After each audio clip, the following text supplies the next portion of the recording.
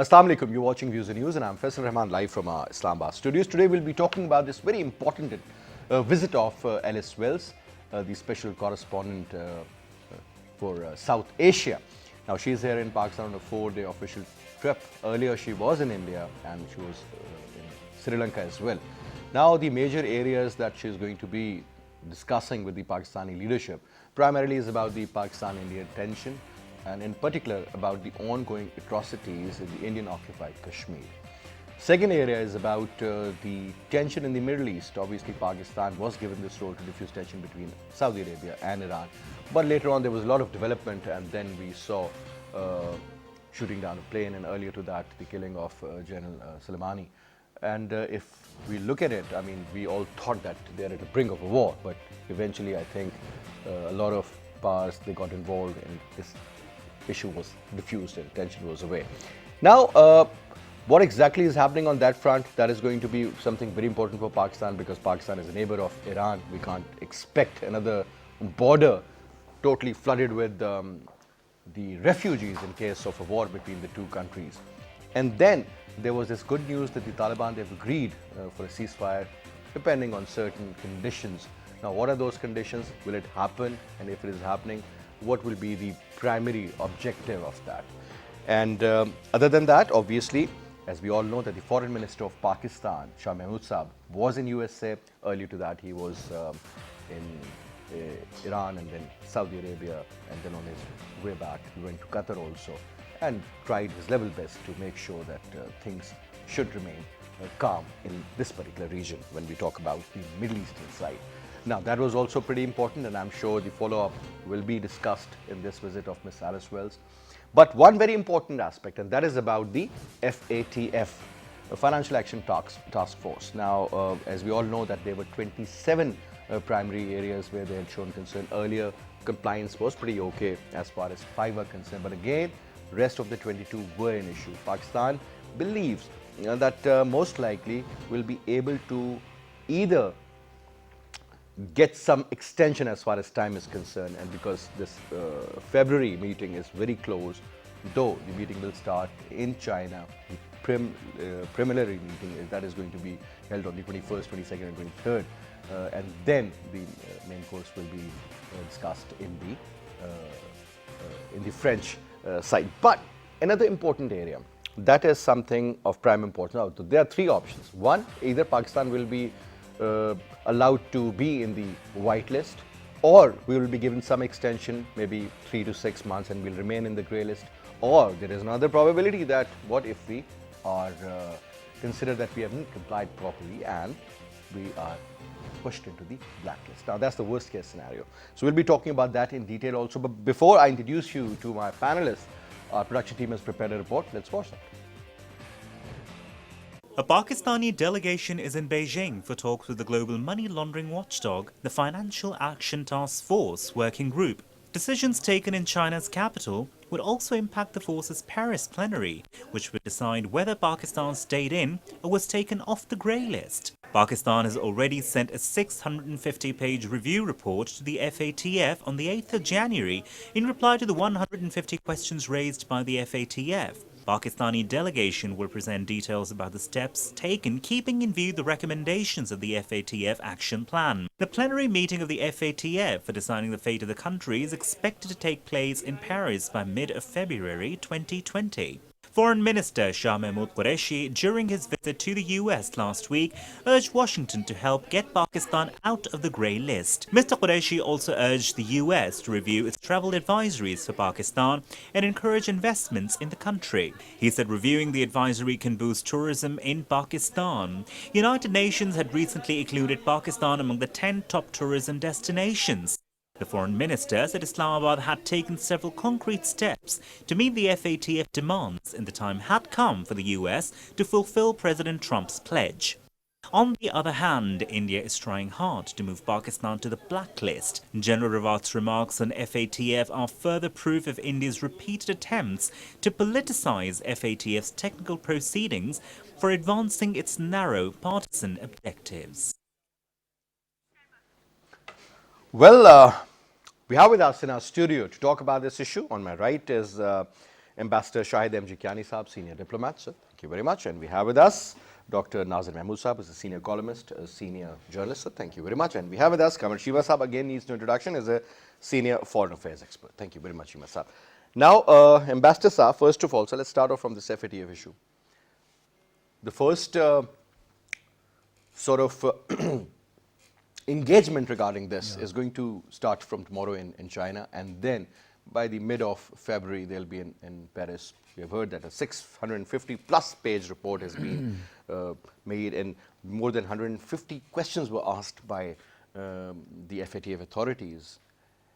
But at the end of the day, there were 21 different areas where they really wanted us to work hard and sort of show some improvement. Sir, according to your information and so far whatever we have done up till now, after having the extension to be in the grey list, sir, do you think Pakistan has done enough now, sir? Or do you believe that still more needs to be done? Where do you see Pakistan at the moment? I think Pakistan has done extensive groundwork. But let me just share with you, sir, people have never asked as to why these issues have cropped up in Pakistan. My generation has seen, you see, whenever you go to the Gulf countries, the money being sent by hundi, if you remember, you recall. Money being sent by hundis, and then these small groups, jihadi groups, collecting money from all this thing, from shops, and thus they have got these... In the form of chanda? Chandas. Now, earlier, before 1979 Soviet invasion of Afghanistan, and then the subsequent US,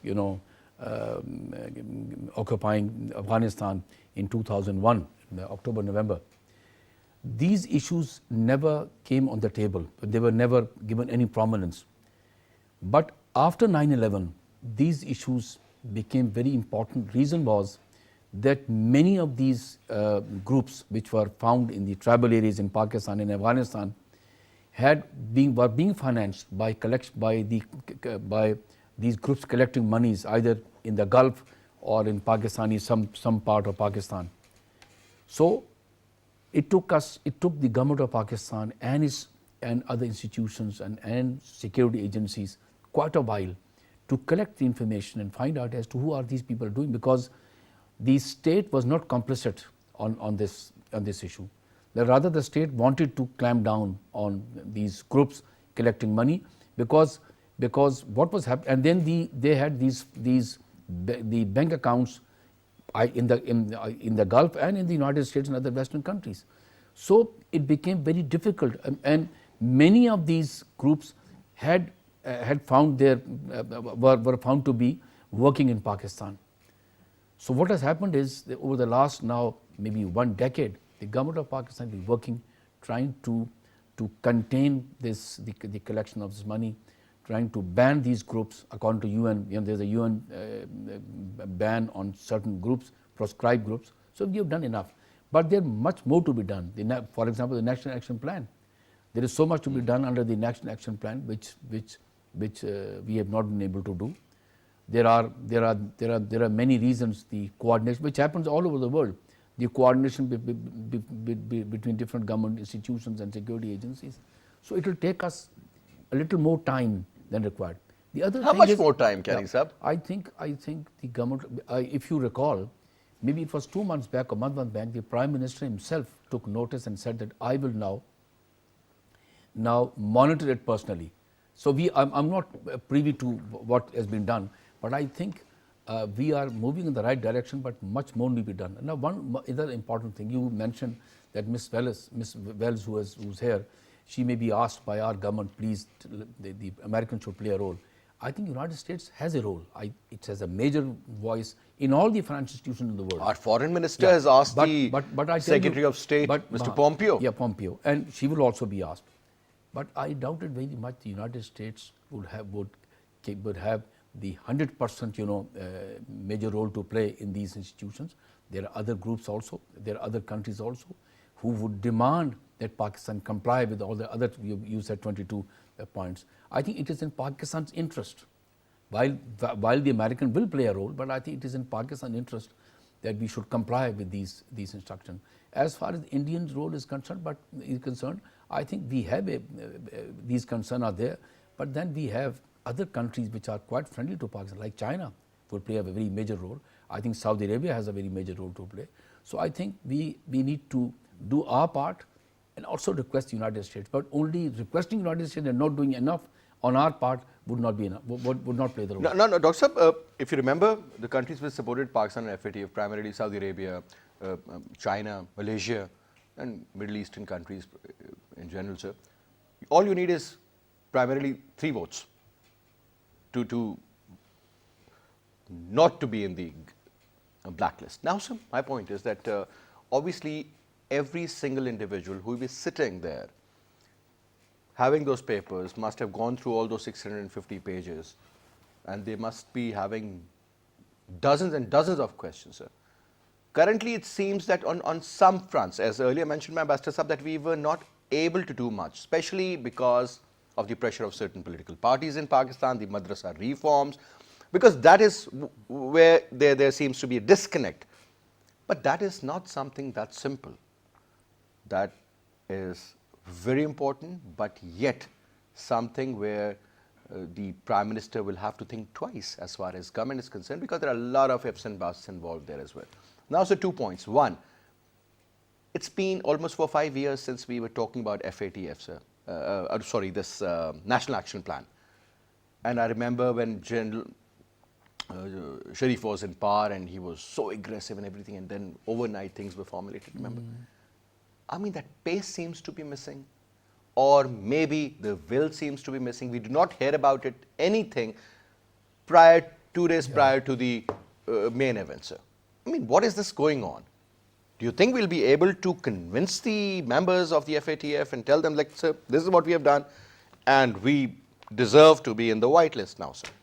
Well, that is a very important issue. You know, we hear about it only when, you know, a couple of days before the actual meeting. Exactly. But he very rightly pointed out that this is not something new, and this is not Pakistan specific also, mind you. I mean, this FATF was established when? 1989. 1989, it has been working for past 30 years now. Now, why 89?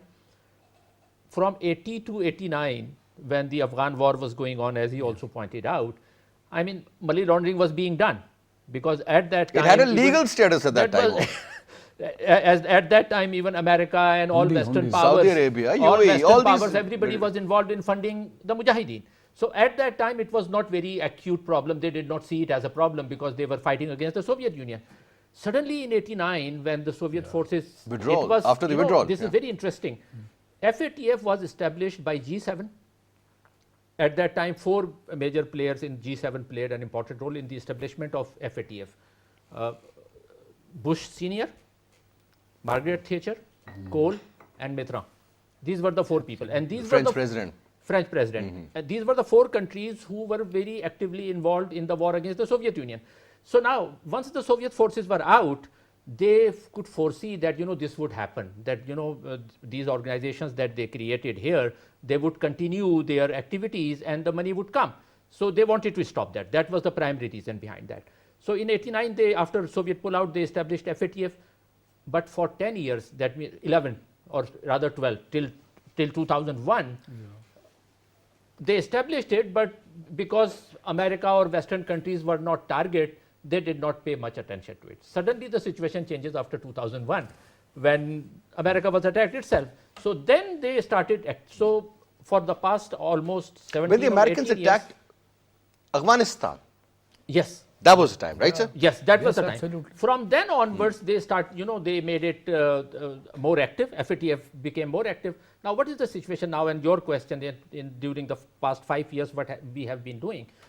Now, the meeting that is going to be held tomorrow, that is not the FATF proper, not plenary. This is the sub-working group. This is the working groups, regional working group that will be meeting tomorrow, and there will be 35 members in it. And America is just 1. So America, what role America can play? America, I don't think. But America they can always play persuade their own allies, sir. Some. But last time China bailed us out. But this time, one negative thing which I see is the meeting will be hosted by both China and India. This is very interesting. Nobody is And pointing what it difference out. will it make, sir? It will make A lot of difference cross questions for Pakistan. because China has been India has been trying to push Pakistan into the blacklist. So, as one of the hosts, China is hosting the meeting, but the chair will be shared by both China and India. This is a very interesting point. So, they, while China is Pakistan's friend, India will be trying to push Pakistan into the blacklist. 2 or 3 previous countries that you pointed out who supported Pakistan, Malaysia and Turkey, were very important at that time. And that is the time when I once again think that Prime Minister Imran Khan should have gone to Malaysia when that meeting was being held. Do you think that can play some sort of a negative? Hopefully not. Hopefully not. But such things stand you in good stead. When you do such things, some positive things, then when the time comes when you need their help, they come out very well. So this was not a good sign that Pakistan, did not attend that Malaysia meeting. Anyway, so what Pakistan has been doing a lot, but of course these things are not made public. Why they are not made public? Because these are bank details. Thousands of people have been arrested belonging to various terrorist organizations which were not initially declared terrorist. Lashkar-e-Taiba was there, but then Lashkar-e-Taiba started functioning under Jamaat Dawa name, then Falah-e-Insaniyat Foundation came. These were and then there was Al-Rashid Trust, then there was Akhtar Trust, then there was, money, foreign exchange changing companies also, Haji Akhtar Exchange FIF, Company. Falah-e-Insaniyat Foundation. Yes, yes. So there were at least a dozen different organizations FATF wanted us to crack down on. So apparently we have cracked down on them. Many of them have been arrested, but their primary concern, what they will be looking at, what are the cases that you have registered against them, what are the charges against them, when the case is going to actually start. These things we don't know. I mean, I have not seen the actual Just by 650 identifying an individual or a group or a political party, or for that matter anyone, and then sort of, that whole procedure, that takes a lot of time in Pakistan, unfortunately, sir. That's the worst. Now, Chima Sahab, 2 important areas here. One is about the will of the government. That seems to be there. But a lot of people do believe that maybe it's the capacity issue, because you can't develop the capacity overnight, sir. It takes time. And since it's a new challenge for Pakistan, and unfortunately or fortunately, we've been depending on certain factors for a very long time, sir. That's a reality we all know. Now, not only stop the support, but what I'm saying is that you don't need to, but it's you're taking a U-turn there as well. Do you think we can actually manage that kind of a scenario, sir? I think looking at the current situation, sir. I think, sir, we have managed a lot. Things have been properly managed. For example, if you look at the Chinese statement, which is coming from the Chinese Foreign Office, they're saying that Pakistan has done a lot. And the last time Pakistan was not put in the blacklist, that means Pakistan was doing good. So it means there's some progress which was going on even the last time. So we remained in the gray. The factor of compliance was there. Yes. The point is that, for example, Pakistan is changing its banking regime. And for long, we are even having the third-party involvement in the commercial activities of the bank, so that to make sure that this is not just the government of Pakistan which is taking care of or which is monitoring its own bank. We are involving the third party even from somewhere, and we are telling this to the FATF that we are taking this measure so that they could know that the reports coming out as far as the countering terror financing or money laundering is not just Pakistani report. This is a third party report as far as the banking channel. So we have worked on this banking regime as well. So we have a support from the Chinese as well. And I think over this period of time, the way Pakistan-American relations have improved, and what Shah Mahmood Qureshi was in the US, and he equivocally spoke that we need your support this time to make it happen. I think there were 2 important things. So when you say the American support or Pakistan wants to do something regarding that, sir, it's a transactional kind of an engagement between Pakistan and USA. Obviously, if they are giving you a favor, they must be asking you in return as well. We have delivered in that. I think there are 2 angles. So I will like to mention 2 things. First of all, we must not forget that there is a political angle to this FATF. And that political angle is where the Indian Chief of Defense Staff is openly saying that we will isolate Pakistan in terms of through FATF as using this means. So it means that India being part of this Open FATF. declared war. So it means that is where the political angle of FATF is there. And let me tell you, sir, the last time Americans were not having a clear picture on Afghanistan. This time Americans have a clear picture, and time and again the Americans have been saying that Pakistan is helping us in Afghanistan, and Prime Minister Imran Khan is meeting, by the way, President Trump in Davos from tomorrow, which is where the Prime Minister is going. So I believe that this is the third time a Prime Minister is meeting President Trump in just 1 year more, in less than 1 year. So I think this is very important steps which are being taken. As I mentioned, the banking regime is being improved.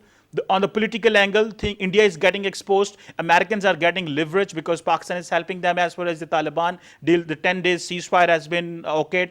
So I think what needs to be done is that, and then the legal lacunas in Pakistan being addressed. For example, Saeed has been punished. He's in jail, and his case is in the Lahore High Court. And for that matter, the government is working. I think not just for the optics, but on the real groundwork has been done. All what matters is that we have a huge process to deal with.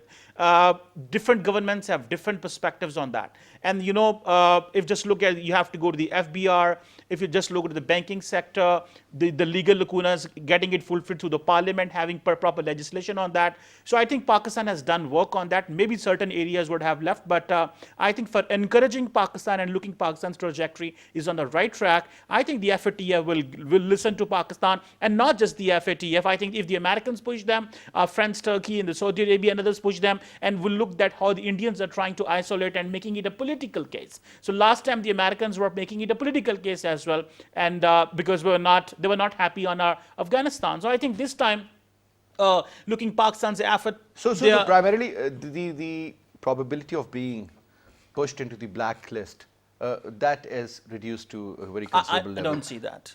The second option is to remain in the grey list for say another 3 to 6 months. That seems to be something which might happen.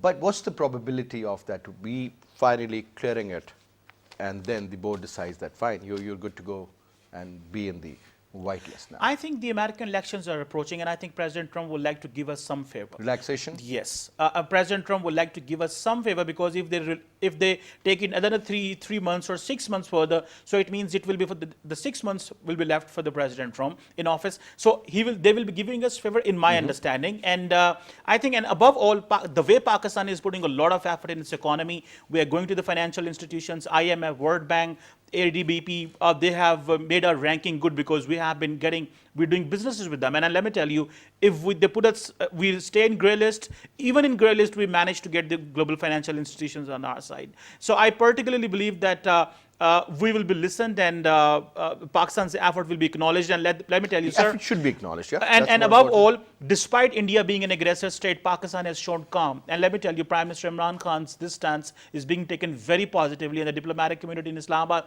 and everywhere. It is being considered that Pakistan is a responsible state, no matter what they have been telling us in the past. But I think right now, it's very positive. Now, Kani Sahab, second important area. Alice Wells is in Pakistan, sir, the main person for South Asia and the issues regarding that. Now, she was in India, and prior to that, she was also in Sri Lanka. Now, sir, one thing, the role of Pakistan in Afghanistan, that is the primary issue of the Americans, sir, and I'm sure she is here to discuss that. There is a temporary ceasefire, as we may call it, and it seems that now maybe they are working towards a solution which might last, sir. At least things would be better in Afghanistan, if not the best, sir. First of all, let me make a comment to my colleague Kamar. I wish I and everybody in Pakistan would be that optimistic that in the FATF, the Americans, the magic wand will work. I have all my doubts. Believe it or not, I tell you the reason. While we are doing our best, these issues of terrorism, which impacts globally, not only us, Afghanistan, Pakistan, United States also. Every single country. So they are monitoring this thing very, with a microscope. So, but nevertheless, give and take is there. As you said, transactional relationship between Pakistan and United States. You are right. But anyway, coming back to Ms. Wells' visit, this visit has any visit from the United States is important for Pakistan. United States remains a very important economic, political, trading partner of Pakistan. But I was a little surprised when I heard that the Taliban have said that they will reduce their violence. I don't understand why. Would they kill half and leave the half? Meaning, I'm quite surprised. What are they trying to do? Maybe there is some sort of a draft agreement between the United States and the Taliban, and which may also have been shared with us and the Afghan government, because if this agreement is to be implemented, I think the Afghan government has to be on board. The visit of our foreign minister was also extremely important, because he also went to United States. Maybe something was shared with him. I think any settlement in Afghanistan, naturally speaking, ends the. Do you see some sort of settlement, sir? My own opinion is there has been a war fatigue in Afghanistan for the last many decades. The people in Afghanistan, I visited Afghanistan, are believe or not, fed up of what has happened. I think they don't deserve what is happening to them. There is an occupying force, United States. What people around the world don't understand, there's a civil war going on in Afghanistan between naturally the biggest group is Taliban, who consider themselves, because they have been edged out after 9/11, and the other groups, which is the Northern Alliance and others. For us, for Pakistan, stability in Afghanistan is extremely important for us. Yes. And the United States, I think, what United States do, we are encouraging, United States understands our very crucial role in encouraging the Taliban to come to the table and talk. Okay. But another important thing is that the United States should refrain, because we cannot tell Afghanistan as to whom with whom it should have relations. But I think United States, it's a sovereign country, it's up to them. But United States should refrain in pushing India into any relationship with Afghanistan which destabilizes its relationship with Pakistan. The region is destabilized, sir. I tell you, in Pakistan-India relationship, the biggest elephant is Afghanistan. This is the elephant which is also a big stumbling block. But sir, when we were having great relationship during the Taliban regime, even then we had problems with the Indians. Allow me to say, sir, whenever Pakistan and India, decide to commence, a dialogue, I think this issue of Afghanistan should be on the table, as to be both countries should come to an understanding as to what's to be done with it. Sir, Pak-Afghan relationship, US visit, and the transactional engagement. And Wells. It's all about Wells. Wells. Well, the timing is I'm very intrigued about the timing of this visit. Why? Because FATF meeting is going to be held there. And she is there for 4 days. And precisely during that time she is here, and before that she has been to India, and before that Sri Lanka. Why Sri Lanka? Now that reminds me that Sri Lanka was one of those countries that was also in the grey list. Yes. Sri Lanka was there, Philippines was there, and Ethiopia was there. In fact, in total there were 12. But these three countries, Philippines. If I remember, North Korea and Iran are the only 2 countries in the blacklist, right? Yes. Okay. Yes. But in the grey list there were around a dozen countries. Okay. Including a couple of countries from Africa like Ghana, Botswana. Yeah. These countries were also there. A couple of countries from South America, Latin America. But talking about this region, Philippines and Sri Lanka got out of that. Now, Alice Wells goes there. Pakistan can learn a lot from Sri Lanka. What Sri Lanka did to get out of that list, because why was Sri Lanka there in the first place? Now remember Tamil Eelam, and Tamil Eelam was declared a terrorist organization, and then finally I think 5 or 7 years back that was destroyed. But the terror financing and all these things were there. So Sri Lanka has come out of that. So Pakistan. But the question is that in Jaffna, who was financing them, Ambassador Saab? Obviously. Yes. See? But apparently, there was a message in that also. So the second aspect is why India? Why did she go to India before that? Because India is going to play a role in FATF. Now, in Pakistan, there will be some quid pro quo. that means that you give some and take some.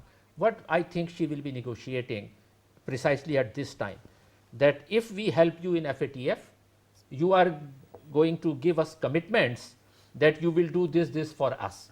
Do If more. you do more. And if you don't do this, this sword of FATF is there, of blacklist is there. So that is what is going to happen. All right. So last 1 minute, a quick comment before I close. I think now time have changed, and we should stop putting fingers at our own self. We should be confident, and we should be hopeful, and we have done a lot. We have given a lot of sacrifices, Faisal Saab, and yes, we had legal lacunas. We had Let's put Pakistan first. first. now. So I think, and I think the government has taken all the measures, and right now the pace in which Pakistan's elected and unelected officers are working on economy, I think that pace needs to be seen, and the level of the commitment needs to be seen. Definitely we have challenges. This is not a good economy, but I think be it the Americans or anyone else, everybody will help us. I think the way President Trump came in office and things were not fine between both the countries, I was really shocked at how the 4 years will go, because Republicans' first instinct is to hammer normally the countries like Pakistan. So things are improving very good since last year. seem to be optimistic So I'm very regarding that. fine, and I'm hopeful. So Let's see, sir. Well, the next, I think, month is really important for Pakistan in so many other respects. Anyway, so thank you very much, gentlemen.